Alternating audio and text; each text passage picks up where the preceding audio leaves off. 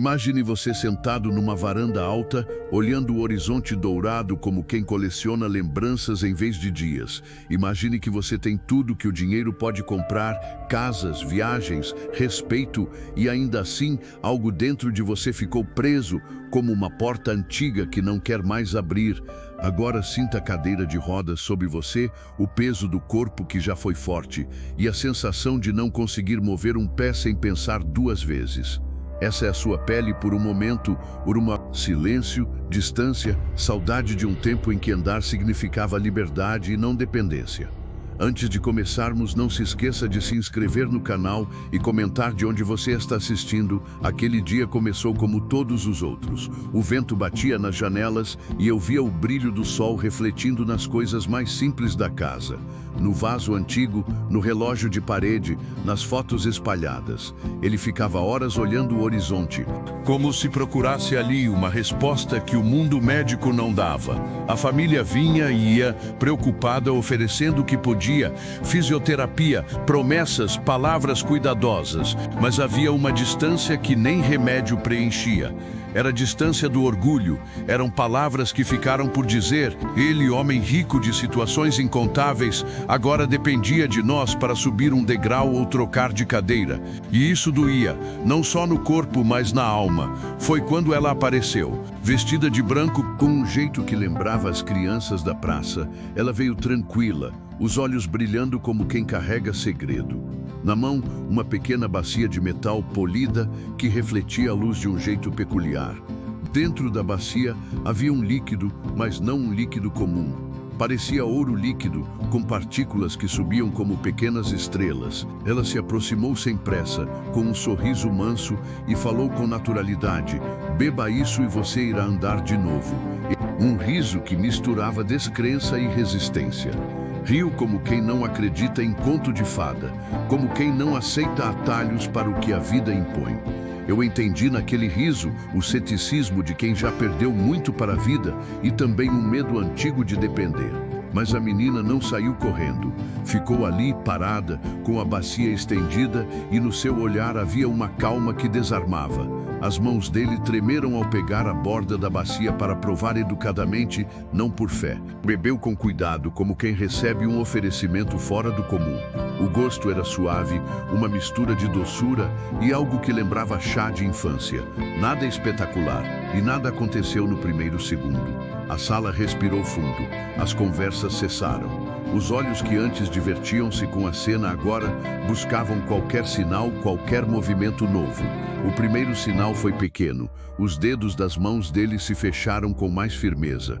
Depois, um impulso de querer testar a antiga força. Não foi uma marcha perfeita. Foram tremores, apoio na bengala que ainda estava ao lado. Passos tão curtos que pareciam medo de acreditar. Mas cada passo era como puxar fio de uma corda que nos ligava ao passado. E eu vi aquele rosto, sempre sério, sempre controlador, abrir-se. Lá, um impulso de querer testar a antiga força. Não foi uma marcha perfeita. Foram tremores, apoio na bengala que ainda estava ao lado, passos tão curtos que pareciam medo de acreditar. Mas cada passo era como puxar fio de uma corda que nos ligava ao passado. E eu vi aquele rosto, sempre sério, sempre controlador, abrir-se. Lágrimas vieram. Ele não era o mesmo homem que ria da oferta. Havia ali um espanto que parecia pedir perdão por ter duvidado. Nos dias seguintes, aquilo virou rotina de esperança. Ele se levantava, às vezes para falhar, às vezes para avançar um pouco mais. A bacia ficou no centro da mesa, com um brilho sutil, quase lembrando a nós que o impossível podia nascer de um gesto simples. E entre um exercício e outro, começaram as conversas que a riqueza nunca comprou. Lembranças de quando ele ensinava o primeiro passo, de quando quebrava a bike no quintal, de quando o trabalho o consumia e deixava pouco espaço para o afeto. Essas memórias abriram portas que nem terapia física poderia abrir.